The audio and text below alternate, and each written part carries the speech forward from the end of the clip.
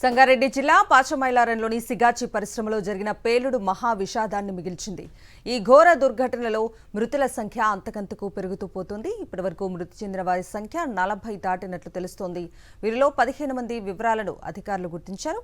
మిగతా వారి జాడ తెలియాల్సి ఉంది. మరికొందరు కార్మికులు ఆసుపత్రిలో చికిత్స పొందుతుండగా వీరిలో కొందరి పరిస్థితి విషమంగా ఉంది. సిగాచి పరిశ్రమలో శిథిలాల తొలగింపు ప్రక్రియ కొనసాగుతోంది. శిథిలాలను తొలగిస్తున్న కొద్దీ ఒక్కొక్కటిగా మృతదేహాలు బయటపడుతున్నాయి. ప్రమాదం జరిగినప్పుడు పరిశ్రమలో 143 మంది ఉన్నట్లుగా భావిస్తుండగా ఇందులో 58 మంది ప్రాణాలతో బయటపడ్డట్టుగా అధికారులు గుర్తించారు. పేలుడు తీవ్రత భారీగా ఉండడంతో అడ్మినిస్ట్రేషన్, క్వాలిటీ కంట్రోల్ విభాగం భవనాలు కుప్పకూలాయి. యంత్రాలు, వాటి విడిభాగాలు, పైపులు, రేకులు చెల్లాచెదురయ్యాయి. శిథిలాలను తొలగించేందుకు ఎన్డీఆర్ఎఫ్, హైడ్రా బృందాలు శ్రమిస్తున్నాయి. బయటపడిన కార్మికుల మృతదేహాలు ఛిద్రమయ్యాయి. ఎక్కడికక్కడ మాంసపు ముద్దలు పడిపోయాయి. పటాన్ చెరువు ప్రభుత్వ ఆసుపత్రికి ఏకంగా 36 మృతదేహాలు రావడంతో మార్చురీ గదిలో శవాల గుట్ట తయారైంది. మృతదేహాలు గుర్తుపట్టలేనంతగా ఛిద్రం కావడంతో వాటిని బంధువులకు అప్పగించేందుకు DNA పరీక్షలు చేయడం అనివార్యమైంది. ఉస్మానియా ఆసుపత్రికి చెందిన ఫోరెన్సిక్ బృందాలు తమ వారి ఆచూకీ చెప్పాలంటూ వస్తున్న మృతుల కుటుంబీకుల రక్త నమూనాలు సేకరిస్తున్నారు. పటాన్ చెరువు ప్రభుత్వ ఆసుపత్రిలో కూడా DNA టెస్టులు చేస్తున్నారు. DNAలు సరిపోల్చుకున్నాకే మృతదేహాలను అప్పగిస్తున్నారు.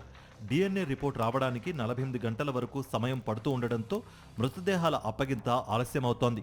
మంగళవారం రాత్రి వరకు 13 మృతదేహాలను గుర్తించిన అధికారులు ఇందులో 11 మృతదేహాలను వారి కుటుంబ సభ్యులకు అప్పగించారు. ఆసుపత్రిలో చేరిన వారిలో కొందరు మరణించారని తెలుస్తుండగా అధికారులు మాత్రం ధృవీకరించడం లేదు. 11 మంది మృతుల కుటుంబాలకు ప్రభుత్వం తరపున తక్షణ సాయంగా 1,00,000 చొప్పున అందించారు. 34 మంది క్షతగాత్రుల కుటుంబాలకు 50,000 చొప్పున ఇచ్చారు. మృతదేహాలను తరలించేందుకు వాహనాలను ఏర్పాటు చేశారు. మృతుల్లో ఇతర రాష్ట్రాలకు చెందిన నిరుపేదలే ఎక్కువగా ఉండడంతో మృతదేహాల తరలింపునకు వారి కుటుంబ సభ్యులు తీవ్ర ఇబ్బందులు పడ్డారు. ఇదిలా ఉంటే సీఎం రేవంత్ రెడ్డి ప్రమాద స్థలాన్ని పరిశీలించి ఆసుపత్రిలో చికిత్స పొందుతున్న క్షతగాత్రులని పరామర్శించారు. ప్రమాదం జరగడానికి కారణమేంటి, నివారణ చర్యలకు ఎలాంటి అవకాశం ఉంది, ప్రమాదం తర్వాత తక్షణ సహాయ చర్యలు ఎలా ఉన్నాయి, ఆసుపత్రిలో చికిత్స పొందుతున్న వారికి అందుతున్న వైద్య సాయం తదితర అంశాలపై ఆరా తీశారు.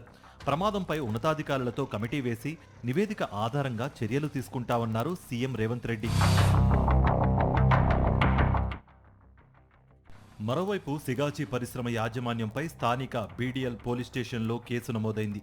సిగాచి పరిశ్రమ యాజమాన్యం నిర్లక్ష్యం కారణంగానే ప్రమాదం జరిగిందని పోలీసులు ప్రాథమికంగా అంచనాకొచ్చినట్లుగా తెలుస్తోంది. యాజమాన్య నిర్లక్ష్యాన్నే కారణంగా చూపుతూ BNS 105, 110, 117 సెక్షన్ల కింద కేసు నమోదు చేసుకుని దర్యాప్తు ప్రారంభించారు పోలీసులు.